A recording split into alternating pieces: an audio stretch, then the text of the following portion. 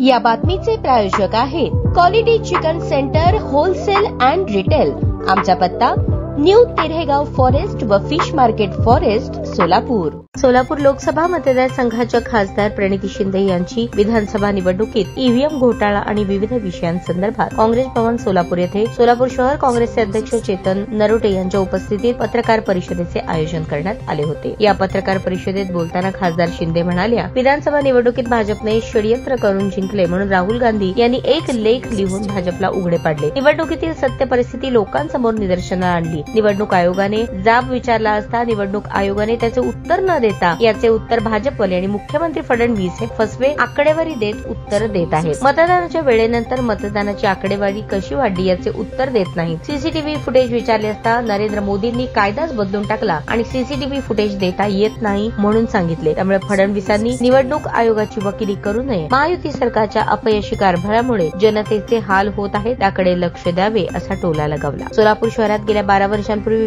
विमान सेवा ही सुरू होती। भाजपच्या काळात ती बंद पडली। गेली 11 वर्ष देशात राज्यात भाजपची सत्ता असून विमान सेवा का सुरू होऊ शकली नाही याचे उत्तर कुणीच देत नाही। काल सर्वांच्या प्रयत्नाने विमान सेवा सुरू झाली, त्याचे स्वागत करते, पण गोव्याला विमान सेवा सुरू करून कोणते उद्योग येणार आहेत? विमान सेवा सुरू करायचीच असेल तर सोलापूर ते मुंबई, तिरुपती, बेंगलोर, हैदराबाद, पुणे विमान सेवा सुरू करा। त्यामुळे सोलापूर शहर जिल्ह्याचा विकास होईल, प्रगती होईल। टेक्सटाईल, गारमेंट उद्योग, आयटी, इतर उद्योग सोलापुरात भरभराटीस, सोलापुरात वाढीस लागतील, नवीन उद्योग येतील। ऑपरेशन सिंदूर बाबत प्रचार सभेत मोठमोठे फिल्मी डायलॉग करणारे मोदीजी ऑपरेशन सिंदूरची माहिती देण्यासाठी जगभरात शिष्टमंडळे पाठवत आहेत। व्यापाराची धमकी देऊन सीज फायर मी करायला लावले म्हणून आतापर्यंत अमेरिकेचे राष्ट्रपती डोनाल्ड ट्रम्प 12 वेळा जाहीरपणे सांगितले। त्यावर मोदी मूग गिळून गप्प आहेत। यामुळे सैन्य दलाचे मनोबल हे कमकुवत होत आहे। जनतेची आणि विरोधी पक्षाची मागणी आहे की संसदेत येऊन देशातल्या लोकांना याची माहिती द्यावी, ते येत नाहीत आणि माहिती देत नाहीत। भारताचा विजय का घोषित केला नाही, त्यामुळे आम्ही ऑपरेशन सिंदूर संदर्भात विशेष अधिवेशनाची मागणी करणार आहोत। यावेळी शहर अध्यक्ष चेतन नरोटे यांनी पत्रकारांशी बोलताना सांगितले, विधानसभा निवडणुकीत संध्याकाळी 6 नंतर 76 लाख मतदान झाले अशी कबुली निवडणूक आयोगाने दिली। ईव्हीएम घोटाळ्याप्रमाणे हाही एक घोटाळा आहे। आगामी स्थानिक स्वराज्य संस्थेच्या निवडणुकीत ही परिस्थिती पुन्हा होऊ नये याची दक्षता निवडणूक आयोगाने घ्यावी। या पत्रकार परिषदेत सोलापूर शहर काँग्रेस अध्यक्ष चेतन नरोटे, प्रदेश सरचिटणीस माजी महापौर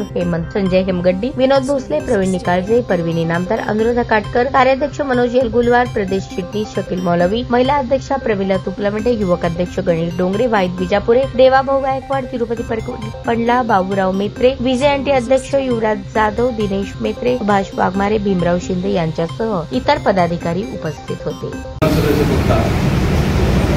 सगळ्यात जास्त नंबर घेऊन महाविकास आघाडीचे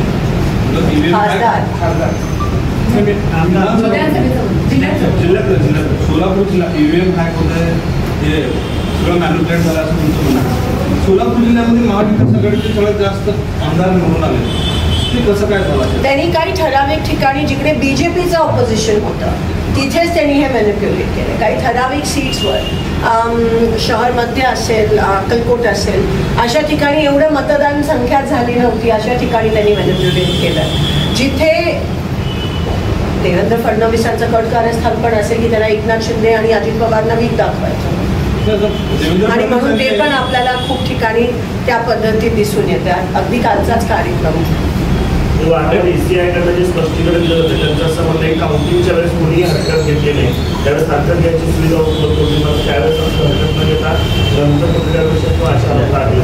आम्ही क्षणाक्षणाला हरकत घेत होतो। आम्ही लोकसभेमध्ये पण 5च्या नंतर एवढं वोटिंग का झालं, आमची लोक लेखी हरकत घेत होते, तक्रार करत होते, पण ह्याची नोंद कोणी घेत नव्हतं। अतिशय खूप मोठ्या प्रमाणात मला अधिकाऱ्यांचं पण वाईट वाटतंय, एवढ्या मोठ्या प्रमाणात आज दबाव या सोलापूर जिल्ह्यामध्ये वेगवेगळे आमदार आणि बीजेपी हे वरून म्हणजे मी काय म्हणते किरकोळ कारणासाठी पण डायरेक्ट सीएम जर फोन करायला लागले तर इतर काम नाही आहे का महाराष्ट्राची धुरा सांभाळायचं, आणि अधिकाऱ्यांवर प्रचंड दबाव आहे हे आम्हाला दिसून येते। आमच्या कार्यकर्त्यांना काम करायला अडचण।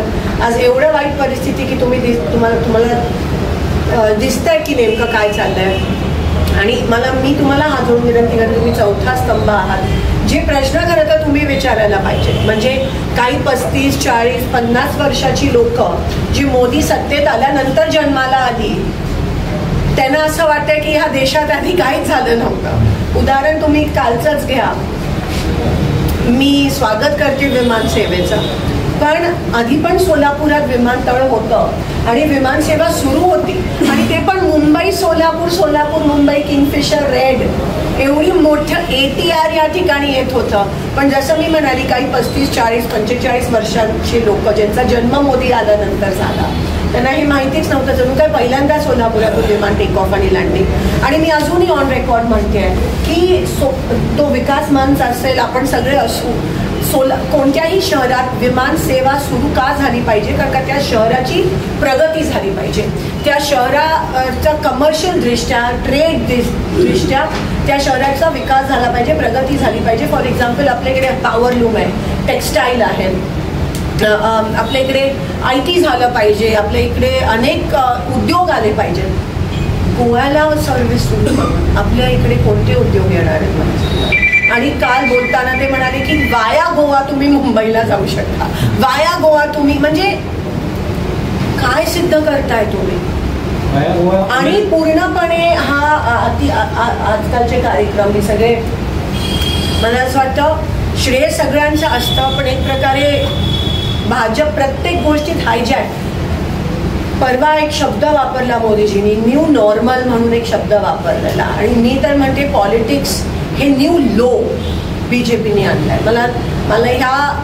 मला वाईट वाटतं की एक नवीन